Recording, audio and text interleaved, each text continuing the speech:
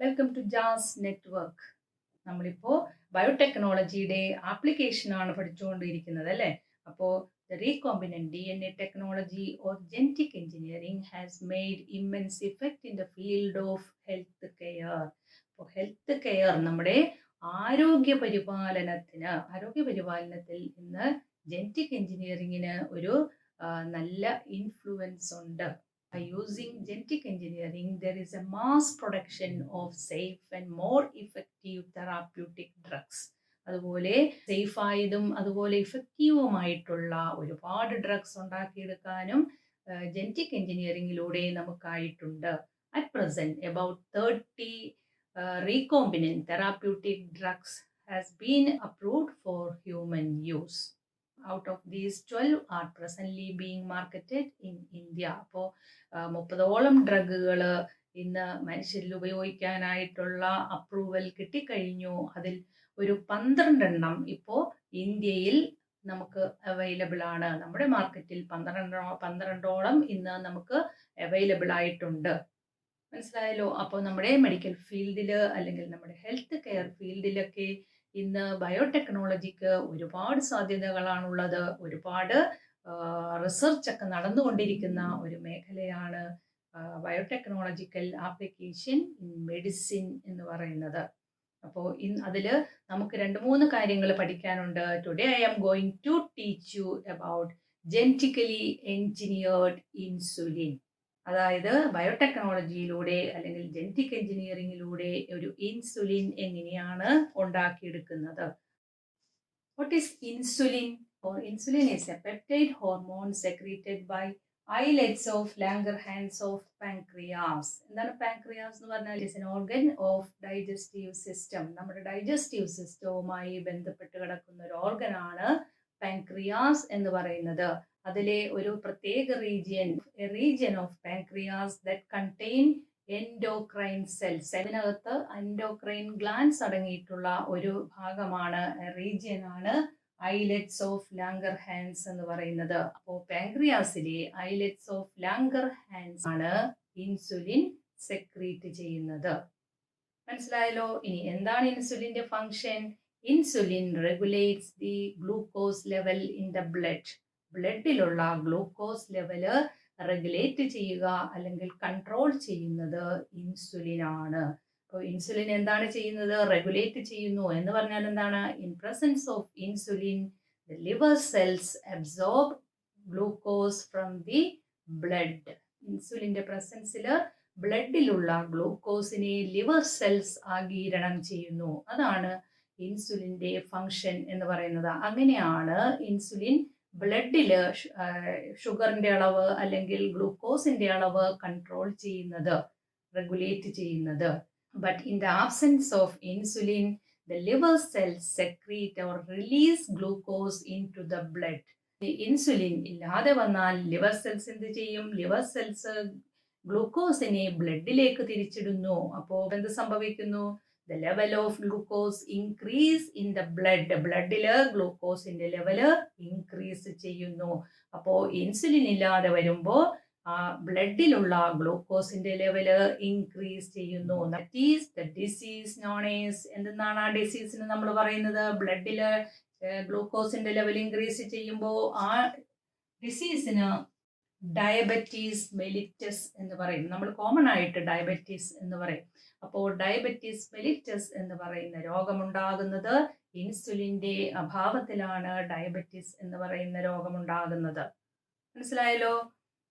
ഇനി അപ്പോൾ ഈ ഡയബറ്റീസ് എന്ന് പറയുന്ന രോഗം ഉണ്ടാകാതിരിക്കണമെങ്കിൽ എന്ത് ചെയ്യണം? നമ്മൾ control this disease we can inject insulin to the blood of this diabetic patients. ആ ഡയബറ്റിക് പേഷ്യൻസിന്റെ ബ്ലഡിലേക്ക് ഇൻസുലിൻ ഇൻജെക്ട് ചെയ്താലാണ് നമുക്ക് ആ രോഗത്തെ കൺട്രോൾ ചെയ്യാനായിട്ട് കഴിയുകയുള്ളൂ.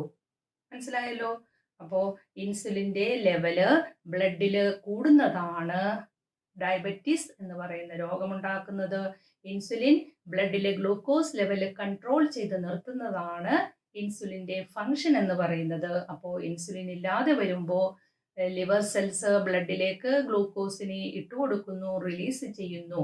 അപ്പോഴാണ് ബ്ലഡിൽ ഗ്ലൂക്കോസ് ലെവല് ഇൻക്രീസ് ചെയ്യുന്നത്. അതിനാണ് നമ്മൾ ഡയബറ്റീസ് എന്ന് പറയുന്നത്. അപ്പോൾ അതിനെ കൺട്രോൾ ചെയ്യണമെങ്കിൽ ഇൻസുലിൻ ഇൻജെക്റ്റ് ചെയ്യണം. മനസ്സിലായല്ലോ?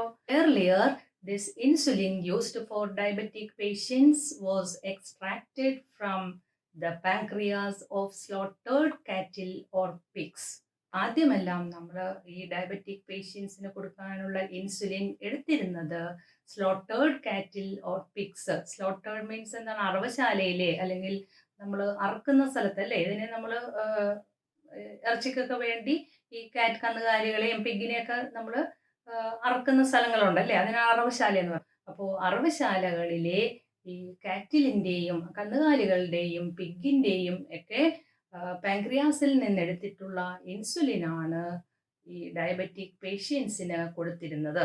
This insulin from animal source cause allergy and some reactions to some patients. എല്ലാവർക്കും ഇല്ല, പക്ഷേ ഈ കാറ്റിലിൻ്റെയും പിഗിൻ്റെയും ഒക്കെ ശരീരത്തിൽ അതിൻ്റെ പാൻക്രിയാസിൽ നിന്ന് എടുത്തിട്ടുള്ള ഇൻസുലിൻ എന്ന് പറയുമ്പോൾ അതൊരു ആനിമൽ സോഴ്സ് ആണ്. അതിനെ മനുഷ്യ ശരീരത്തിലേക്ക് ചിലപ്പോൾ വെക്കുമ്പോൾ അതൊരു ഫോറിൻ ബോഡിയാണ്. അത് ചിലപ്പോൾ നമ്മൾ തിരസ്കരിച്ചേക്കാം, ചിലപ്പോൾ സ്വീകരിക്കാൻ പറ്റത്തില്ല. ചില പേഷ്യൻസിലൊക്കെ അത് അലർജി ഉണ്ടാക്കുന്നു, അല്ലെങ്കിൽ മറ്റു തരത്തിലുള്ള റിയാക്ഷൻസ് ഉണ്ടാകുന്നു.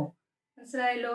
അപ്പോൾ പണ്ട് കാലത്ത് അതാണ് ഉപയോഗിച്ചിരുന്നത്. പക്ഷേ അതത്ര നല്ല ഒരു മാർഗമല്ലായിരുന്നു. അത് എല്ലാവർക്കും അത് സ്വീകാര്യം അല്ലായിരുന്നു. മനസ്സിലായോ? ഇൻസുലിൻ്റെ സ്ട്രക്ചർ എന്ന് പറയുന്നത്, insulin consists of two polypeptide chains. Insulin consists of two short polypeptide chains linked by two disulfide bonds. രണ്ട് പോളിപെപ്റ്റൈഡ് ചെയിനുകളെ രണ്ട് ഡൈസൾഫൈഡ് ബോണ്ട് കൊണ്ട് ബന്ധിച്ചിരിക്കുന്നു. അതാണ് ഒരു ഇൻസുലിൻ്റെ സ്ട്രക്ചർ എന്ന് പറയുന്നത്. രണ്ട് പോളിപെപ്റ്റൈഡ് ചെയിൻ. പോളിപെപ്റ്റൈഡ് എന്ന് പറഞ്ഞാൽ എന്താണ്? കുറേ അമിനോ ആസിഡ് പെപ്റ്റൈഡ് ബോണ്ട് കൊണ്ട് ബന്ധിച്ചിട്ടുള്ളതാണ് നമ്മൾ പോളിപെപ്റ്റൈഡുകൾ എന്ന് പറയുന്നത്. അപ്പൊ അങ്ങനെയുള്ള കുറേ അമിനോ ആസിഡുകൾ ചേർന്നിട്ടുള്ള രണ്ട് ചെയിൻ ഉണ്ട്, രണ്ട് പോളിപെപ്റ്റൈഡ് ചെയിൻ. ഇതൊരു പോളിപെപ്റ്റൈഡ് ചെയിൻ, ഇത് വേറൊരു ചെയിൻ. ആ രണ്ട് ചെയിനെയും രണ്ട് ഡൈസൾഫൈഡ് ബോണ്ട് കൊണ്ട് ബന്ധിച്ചിരിക്കുന്നു. ഡൈസൾഫൈഡ്, രണ്ട് സൾഫർ ചേർന്നിട്ടുള്ള ഒരു ബോണ്ട്, പിന്നെയും അതുപോലത്തെ ഒരു ബോണ്ട് കൊണ്ട്, അങ്ങനെ രണ്ട് ഡൈസൾഫൈഡ് ബോണ്ട് കൊണ്ട് ഈ രണ്ട് ചെയിനെയും ബന്ധിച്ചിരിക്കുന്നു. ഇതാണ് ഒരു ഇൻസുലിൻ്റെ സ്ട്രക്ചർ എന്ന് പറയുന്നത്. അതിൽ ആദ്യത്തെ ചെയിനെ നമ്മൾ ചെയിൻ എ എന്ന് പറയും, ഇതിനെ ചെയിൻ ബി എന്ന് പറയും. അപ്പോൾ ചെയിൻ എ, ചെയിൻ ബി. ഈ chain A consist of 21 amino acid. കുറെ അമിനോ ആസിഡ് ചേർന്ന് പെപ്റ്റൈഡ് ബോണ്ട് കൊണ്ട് ബന്ധിച്ചതാണ് പോളിപെപ്റ്റൈഡ് എന്ന് പറയുന്നത്. അപ്പോൾ ഈ ആദ്യത്തെ പോളിപെപ്റ്റൈഡില്, അതായത് ചെയിൻ എയില് 21 അമിനോ ആസിഡ് ആണുള്ളത്. മനസ്സിലായോ? ഇനി രണ്ടാമത്തെ ചെയിൻ ബിയില് 30 അമിനോ ആസിഡ്. അപ്പൊ അത് കുറച്ചുകൂടി നീളമുണ്ട്, അതിൽ 30 അമിനോ ആസിഡ് ഉണ്ട്, ഇതില് 21 അമിനോ ആസിഡ് ആണുള്ളത്. മനസ്സിലായോ? അതിനെ രണ്ട് ഡൈസൾഫൈഡ് ബോണ്ട് കൊണ്ട് ബന്ധിച്ചിരിക്കുന്നു. ഇതാണ് ഇൻസുലിൻ്റെ സ്ട്രക്ചർ. മനസ്സിലായോ? അപ്പോൾ ഹ്യൂമൻ ഇൻസുലിൻ, നമ്മൾ ഇൻസുലിൻ നോക്കിയാൽ ഇതാണ് ഇൻസുലിൻ്റെ സ്ട്രക്ചർ ആയിട്ട് വരുന്നത്. All mammals, including humans, this insulin is synthesized as a pro-insulin, അല്ലെങ്കിൽ ഒരു പ്രോ ഹോർമോൺ ആയിട്ടാണ് ഇൻസുലിൻ സിന്തസൈസ് ചെയ്യുന്നത്. അപ്പോൾ ഹ്യൂമൻ ബീയിങ്സിലെല്ലാം അല്ലെങ്കിൽ മാമൽസിലെല്ലാം തന്നെ ഇൻസുലിൻ സിന്തസൈസ് ചെയ്യുമ്പോൾ, അതായത് ഇൻസുലിൻ ഉണ്ടാകുന്ന സമയത്ത്, സിന്തസിസ് ചെയ്യുന്ന സമയത്ത് അത് ഇങ്ങനെയല്ല കാണുന്നത്, അത് പ്രോ ഹോർമോൺ എന്ന് പറയും. ഒരു പ്രോ ഇൻസുലിൻ ആയിട്ടാണ് കാണപ്പെടുന്നത്. ആ പ്രോ ഹോർമോൺ എന്ന് പറഞ്ഞാൽ അതിനൊരു പ്രത്യേകതയുണ്ട്. ഇത് രണ്ട് പോളിപെപ്റ്റൈഡ് കൂടാതെ അതിന് മൂന്നാമതൊരു പോളിപെപ്റ്റൈഡ് കൂടി ഇതിനോട് ബന്ധിച്ചിരിക്കുന്നു. അപ്പോൾ അഡീഷണൽ ആയിട്ട് ഒരു സ്ട്രെച്ച് കൂടിയുണ്ട്. അത് ഇതിനെ ഇങ്ങനെ ബന്ധിക്കുന്നു. ഇതിനെയും തമ്മിൽ ബന്ധിക്കുന്ന ഒരു സ്ട്രെച്ച് കൂടി അതിനുണ്ട്. മനസ്സിലായോ? അപ്പോൾ ഇതും ഒരു പോളിപെപ്റ്റൈഡ് ചെയിൻ ആണ്. ഏകദേശം 74ഓളം അമിനോ ആസിഡ്സ് ആ ഒരു സ്ട്രെച്ചിലുണ്ട്. മനസ്സിലായോ? അപ്പോൾ ഇങ്ങനെയാണ് അത് എപ്പോൾ കാണുന്നത്? സിന്തസൈസ് ചെയ്യുമ്പോൾ. മനസ്സിലായല്ലോ. നമ്മൾ ഇൻസുലിൻ സിന്തസൈസ് ചെയ്ത് വരുമ്പോൾ, അതായത് അതിൻ്റെ ഇനിഷ്യൽ സ്റ്റേജിൽ അതൊരു പ്രോ ഹോർമോൺ അല്ലെങ്കിൽ ഒരു പ്രോ ഇൻസുലിൻ ആയിട്ടാണ് കാണപ്പെടുന്നത്. അപ്പോൾ അതിന് ഇങ്ങനെ 3 ചെയിൻ ഉണ്ടായിരിക്കുമെന്ന് മനസ്സിലായല്ലോ. നമ്മൾ ചെയിൻ എ പറഞ്ഞു, ചെയിൻ ബി പറഞ്ഞു, അതിന് കൂടാതെ അഡീഷണൽ ആയിട്ട് ഒരു സ്ട്രെച്ച് കൂടിയുണ്ട്. ഇതിനെ സി പെപ്റ്റൈഡ് എന്ന് പറയും. ഈ 3ാമത്തെ ചെയിനെ നമ്മൾ സി പെപ്റ്റൈഡ് എന്നാ പറയുന്നത്. മനസ്സിലായല്ലോ. ഇത് പ്രോ ഹോർമോൺ. അപ്പൊ ഇതൊരു പ്രോ ഹോർമോൺ അല്ലെങ്കിൽ പ്രോ ഇൻസുലിൻ എന്നാണ് അതിനെ പറയുന്നത്. അത് ഉണ്ടായ ഉടനെ തന്നെ ഉള്ളത്. ഇനി അത് മെച്ചുറായി കഴിയുമ്പോൾ എന്ത് ചെയ്യും? മെച്ചുറായി കഴിയുമ്പോൾ the C peptide is absent അല്ലെങ്കിൽ ആ C peptide is released from this pro hormone. അതിൽ നിന്ന് അത് ഈ പ്രോ ഹോർമോണിൽ നിന്ന് ആ സി പെപ്റ്റൈഡ് വിട്ടുപോകുന്നു. ഇതിൽ നിന്ന് സി പെപ്റ്റൈഡ് അങ്ങോട്ട് പോകുന്നു. അപ്പോഴാണ് ഇൻസുലിൻ ഉണ്ടാകുന്നത്. മനസ്സിലായോ? അപ്പോഴാണ് നമ്മൾ ഇൻസുലിൻ, നമ്മൾ ശരിക്കും പറയുന്ന ഇൻസുലിൻ എന്ന് പറയുന്നത് മെച്ചുറായിട്ടുള്ള ഇൻസുലിൻ ഉണ്ടാകുന്ന അതിന്റെ സ്ട്രക്ചറാണിത്. മനസ്സിലായോ? അപ്പോൾ മറ്റത് അത് സിന്തസൈസ് ചെയ്ത് ഉടനെയാണ് ഈ സി പെപ്റ്റൈഡ് ഇതിൽ അറ്റാച്ച് ചെയ്തിരിക്കുന്നത്. അത് കഴിയുമ്പോൾ, മെച്ചുറായി കഴിയുമ്പോൾ അത് അതിൽ നിന്ന് റിലീസ് ചെയ്യുന്നു. മനസ്സിലായോ? അപ്പൊ there is no C peptide in a mature insulin. ഒരു മെച്ചുവർ ഇൻസുലിനില് സി പെപ്റ്റൈഡ് ആബ്സെന്റ് ആണ്. ഇത്രയും കാര്യങ്ങൾ ഇവിടെ കിട്ടിയോ? സ്ട്രക്ചർ മനസ്സിലായല്ലോ. അപ്പോൾ 2 പോളിപെപ്റ്റൈഡ് ചെയിൻ ഉണ്ട്. Chain A, chain B. അതിന് രണ്ടിനെയും 2 ഡൈസൾഫൈഡ് ബോണ്ട് കൊണ്ട് ബന്ധിച്ചിരിക്കുന്നു. Chain A, chain B. Chain എയിൽ 21 അമിനോ ആസിഡും ചെയിൻ ബിയിൽ 30 അമിനോ ആസിഡുമാണുള്ളത്. ഇത് മെച്ചുറായിട്ടുള്ള ഒരു ഇൻസുലിൻ ആണ്. മാമൽസിൽ അത് സിന്തസൈസ് ചെയ്ത ഉടനെ അതൊരു പ്രോ ഹോർമോൺ ആയിട്ടാണ് കാണപ്പെടുന്നത്. അപ്പോൾ അതിന് 3ാമതൊരു സ്ട്രെച്ച് കൂടിയുണ്ട്. 3ാമതൊരു പോളി പെപ്റ്റൈഡ് ചെയിനും കൂടി ഉണ്ടായിരിക്കും. അതിനെയാണ് സി പെപ്റ്റൈഡ് എന്ന് പറയുന്നത്. അത് ഇൻസുലിൻ മെച്ചുർ ആകുമ്പോൾ അത് അതിൽ നിന്ന് വിട്ടുപോകുന്നു. ക്ലിയർ ആയല്ലോ. ഇനി നമുക്ക് ബയോടെക്നോളജിയിലൂടെ നമുക്ക് ഇൻസുലിൻ ഉണ്ടാക്കാൻ പറ്റുമോ എന്ന് നോക്കാം. ഇൻസുലിന്റെ സ്ട്രക്ചർ ഒക്കെ നമ്മൾ കണ്ടല്ലേ. ഇനി നമുക്ക് എങ്ങനെയാണ് ബയോടെക്നോളജിയിലൂടെ ഒരു ഇൻസുലിൻ ഉണ്ടാക്കാൻ പറ്റുന്നത്? നമ്മൾ ബയോടെക്നോളജി മുഴുവൻ ഇപ്പോൾ നമ്മൾ നന്നായിട്ട് പഠിച്ചു കഴിഞ്ഞ ചാപ്റ്ററാണ്. അപ്പോൾ ബയോടെക്നോളജിയിലൂടെ നമുക്ക് എങ്ങനെ ഇൻസുലിൻ ഉണ്ടാക്കാം? ഇൻസുലിൻ പ്രൊഡ്യൂസ് ചെയ്യുന്ന ജീൻ ഏതാണ് എന്ന് നമുക്ക് കണ്ടെത്തുക. മനസ്സിലായോ? The gene responsible for the production of insulin. Insulin produce ചെയ്യുന്ന ആ ജീൻ ഏതാണെന്ന് കണ്ടെത്തിയിട്ട് അതിനെ ഹ്യൂമൻ സെല്ലിൽ നിന്നും ഐസൊലേറ്റ് ചെയ്തെടുക്കുക. നമ്മൾ പഠിച്ചു കഴിഞ്ഞതല്ലേ ഇപ്പൊ എല്ലാം. അപ്പോൾ ആദ്യം സെല്ലിൽ നിന്ന് DNA പുറത്തെടുക്കുന്നു. അതിനുശേഷം അതിൽ ഇൻസുലിൻ ഉണ്ടാക്കുന്ന ജീൻ ഏതാണോ അതിനെ നമ്മൾ അതിൽ നിന്ന് റെസ്ട്രിക്ഷൻ എൻസൈം ഉപയോഗിച്ച് അതിനെ കട്ട് ചെയ്തെടുക്കുന്നു. അപ്പൊ നമുക്ക് ആ ഇൻസുലിൻ ഉണ്ടാക്കുന്ന ഒരു DNA ഫ്രാഗ്മെന്റ് കിട്ടുന്നു. ആ DNA ഫ്രാഗ്മെന്റിനെ നമ്മൾ എന്ത് ചെയ്യുന്നു? അടുത്തതായിട്ട് ആ DNA ഫ്രാഗ്മെന്റിനെ ഒരു പ്ലാസ്മിഡിലേക്ക് ലിഗേറ്റ് ചെയ്യുന്നു. ആ പ്ലാസ്മിഡിലേക്ക് ലിഗേറ്റ് ചെയ്യുന്നു. പ്ലാസ്മിഡിലേക്ക് ലിഗേറ്റ് ചെയ്യുക എന്ന് പറഞ്ഞാൽ എന്താണ്? ആ ഇൻസുലിൻ ഉണ്ടാക്കുന്ന ജീൻ ഏതാണോ, ഇൻസുലിൻ ഉണ്ടാക്കുന്ന ജീന് നമ്മൾ ഹ്യൂമൻ സെല്ലിൽ നിന്ന് ഐസൊലേറ്റ് ചെയ്തെടുത്തു. DNA അതില് കുറച്ച് പോർഷൻ ഏതാണ്, അവിടെയാണ് ഇൻസുലിൻ ഉണ്ടാക്കുന്ന ജീൻ എന്ന് വിചാരിക്കുക. ഒരു DNAയുടെ ഫ്രാഗ്മെന്റ്. അതിനെ നമ്മൾ എന്ത് ചെയ്യും? അതിനെ ഈ പ്ലാസ്മിഡിലേക്ക് അതിനെ ലിങ്ക് ചെയ്യുന്നു. മനസ്സിലായോ? നമ്മൾ പഠിച്ചു കഴിഞ്ഞ കാര്യമാണ് കേട്ടോ, ഞാൻ ഒന്നുകൂടി പറയുന്നതേ ഉള്ളൂ. അപ്പോൾ അതിലേക്ക് പ്ലാസ്മിഡിലേക്ക് അതിനെ നമ്മൾ ലിങ്ക് ചെയ്തു. ഇപ്പോൾ ദിസ് പ്ലാസ്മിഡ് ബിക്കം റീകോമ്പിനന്റ്. ഇപ്പോൾ അത് റീകോമ്പിനന്റ് ആയി കഴിഞ്ഞു. ഇനി നമ്മൾ അതിനെ എന്ത് ചെയ്യണം? അതിനെ നമ്മൾ ഒരു സെല്ലിലേക്ക് ഇടുന്നു. ഒരു ബാക്ടീരിയൽ സെല്ലിലേക്ക് അതിനെ ട്രാൻസ്ഫർ ചെയ്യുന്നു. അപ്പോൾ ബാക്ടീരിയൽ സെല്ലില് അത് റെപ്ലിക്കേറ്റ് ചെയ്ത് കുറെ എണ്ണം ഉണ്ടാവുന്നു. ആ കുറെ എണ്ണം ഉണ്ടായതിനു ശേഷം അത്രയും നമുക്ക് പോരാ അല്ലേ, നമുക്ക് ഒരുപാട് ഇൻസുലിൻ വേണ്ടേ. അപ്പൊ നമ്മൾ അതിനെ എന്ത് ചെയ്യണം? അതിനെ നമ്മൾ ലാർജ് സ്കെയിൽ പ്രൊഡക്ഷന് വേണ്ടി ബയോ റിയാക്ടറിൽ അതിനെ വളർത്തിയെടുക്കുന്നു. മനസ്സിലായോ?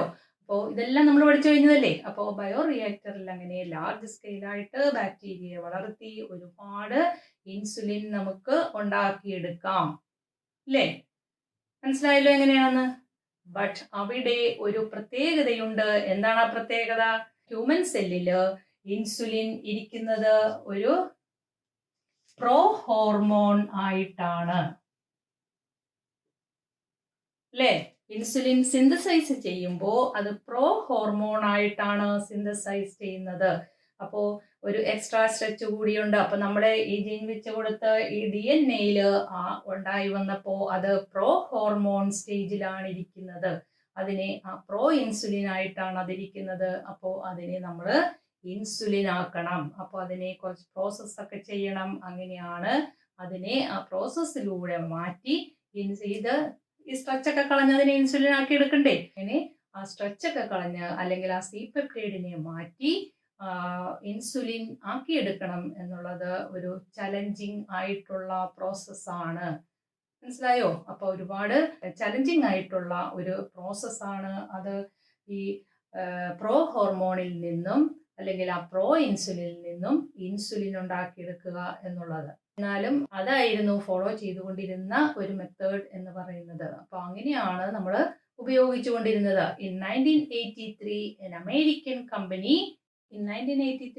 American company, Eli Lilly, prepared 2 DNA sequences corresponding to the chain A and chain B of insulin. അപ്പോൾ 1983 എലി ലിലി എന്ന് പറയുന്ന അമേരിക്കൻ കമ്പനി എന്ത് ചെയ്തു? 2 DNA സീക്വൻസുകളെ ഉണ്ടാക്കിയെടുത്തു. അവര് പ്രിപ്പയർ ചെയ്തെടുത്തു. അല്ലെങ്കിൽ അങ്ങനെ ഒരു DNA ചേർത്ത് ഒരു DNA സീക്വൻസ് ഉണ്ടാക്കി. എങ്ങനെയുള്ളത്? Corresponding to chain A and chain B. Chain എക്കും ചെയിൻ ബിക്കും തുല്യമായിട്ടുള്ള ഒരു DNA സീക്വൻസ് അവര് ഉണ്ടാക്കിയെടുത്തു. മനസ്സിലായോ? അതായത് ചെയിൻ എ പ്രൊഡ്യൂസ് ചെയ്യുന്ന ആ ഒരു DNA സീക്വൻസ്, അതുപോലെ ചെയിൻ ബി പ്രൊഡ്യൂസ് ചെയ്യുന്ന ഒരു ജീൻ സീക്വൻസ് അതവര് ഈ കമ്പനിക്കാര് 1983 അവർ പ്രിപ്പയർ ചെയ്തെടുത്തു. എന്നിട്ട് പിന്നെ എന്ത് ചെയ്യണം? അപ്പൊ നമുക്ക് ചെയിൻ എ ഉണ്ടാക്കുന്ന DNA സെഗ്മെന്റ് ഒരു DNA സീക്വൻസ് ആണ്. 2 DNA സീക്വൻസുകളാണ് അവരുണ്ടാക്കിയെടുത്തത്. ഒന്ന് ചെയിൻ എ പ്രൊഡ്യൂസ് ചെയ്യുന്ന ചെയിൻ എ പോളിപെപ്റ്റൈഡ്, ആ ചെയിൻ എയിലെ പോളിപെപ്റ്റൈഡ് ഉണ്ടാക്കുന്ന ഒരു DNA സെഗ്മെന്റ്. അതുപോലെ തന്നെ ചെയിൻ ബി ഉണ്ടാക്കുന്ന വേറൊരു DNA സെഗ്മെന്റും കൂടി അവര് ഉണ്ടാക്കിയെടുത്തു. ആരാണ്? എലി ലിലി എന്ന് പറയുന്ന അമേരിക്കൻ കമ്പനി. ഇതിന് കറസ്പോണ്ടിങ് ആയിട്ടുള്ള അല്ലെങ്കിൽ അതിനെ കറസ്പോണ്ടിങ് ആയിട്ടുള്ള 2 DNA സീക്വൻസുകൾ അവര് കണ്ടുപിടിച്ചെടുത്തു. ഇനി എന്ത് ചെയ്യണം? ഈ DNA സീക്വൻസ് ഇവിടെ നമുക്ക് ബയോടെക്നോളജി, നമുക്ക് ഇപ്പൊ DNA കിട്ടിക്കഴിഞ്ഞാൽ എങ്ങനെ ചെയ്യണമെന്ന് നമുക്ക് അറിഞ്ഞൂടെ. അപ്പൊ എന്ത് ചെയ്യണം? ഈ DNA നമ്മൾ എന്ത് ചെയ്യും? ഒരു വെക്റ്റർ പ്ലാസ്മിഡിലേക്ക് അതിനെ കടത്തിവിടുന്നു. ഇതിനെ ഒരു വെക്റ്റർ പ്ലാസ്മിഡിലേക്ക്, അല്ലെ, ഇതിലേക്ക് ഈ ജീനിനെയും ഇതിനെയും കടത്തിവിടുന്നു. കണ്ടോ? ഇതിലേക്ക് ഇത് വെക്കുന്നു, അതുപോലെ അടുത്തതിലേക്ക് മറ്റേ പീസും വെക്കുന്നു. മനസ്സിലായോ? എന്നിട്ട് രണ്ടിനെയും ഓരോ ബാക്ടീരിയയിലേക്ക് കടത്തിവിടുന്നു. ഇതിനെയും ഒരു ബാക്ടീരിയ, അടുത്തതിനെയും ഓരോ ബാക്ടീരിയയിലേക്ക് ഈ പ്ലാസ്മിഡിനെ കടത്തിവിടുന്നു.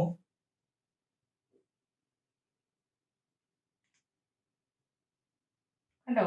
റീകോമ്പിനന്റ് DNA, ആ റീകോമ്പിനന്റ് പ്ലാസ്മിഡിനെ നമ്മൾ ഈ ബാക്ടീരിയൽ സെല്ലിലേക്ക് കടത്തിവിടുന്നു. അതിനുശേഷം ഇത് ബയോറിയാക്ടർ ഒക്കെ ഉപയോഗിച്ച് നമ്മൾ അതിനെ വൻതോതിൽ അതിനെ ലാർജ് സ്കെയിലില് പ്രൊഡക്ഷൻ നടത്തുന്നു. അങ്ങനെ പ്രൊഡക്ഷൻ നടത്തി കഴിഞ്ഞപ്പോൾ എങ്ങനെ കിട്ടും? നമുക്ക് രണ്ടും രണ്ടായിട്ടാണ് കിട്ടുന്നത്, അല്ലേ? ചെയിൻ എ ഒരെണ്ണം കിട്ടുന്നു, ചെയിൻ ബി വേറൊരു ബയോറിയാക്ടറിലാണ് വളർത്തുന്നത്. അപ്പൊ അങ്ങനെ 2 സെപ്പറേറ്റ് ആയിട്ടുള്ള പോളിപെപ്റ്റൈഡ് ചെയിൻ നമുക്ക് ബാക്ടീരിയയിൽ നിന്ന് ഉണ്ടാക്കിയെടുക്കാൻ പറ്റുന്നു. മനസ്സിലായോ?